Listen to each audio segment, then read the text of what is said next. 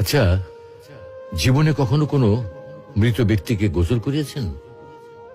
যদি কখনো সুযোগ হয় তাহলে সেই মৃত ব্যক্তিকে গোসল করাবেন। তখন খুব কাছ থেকে দেখবেন মৃত মানুষের দেহটা কতটা অসহায় লাগে, মৃত্যুর পরে মানুষের দেহ কতটা ভয়ের কারণ হয়ে দাঁড়ায়।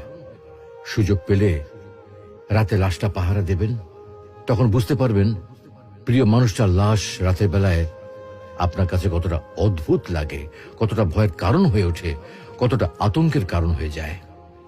সুযোগ পেলে মৃত ব্যক্তির শরীরে একটু হাত লাগিয়ে কিছুক্ষণ তার স্পর্শ নেবেন।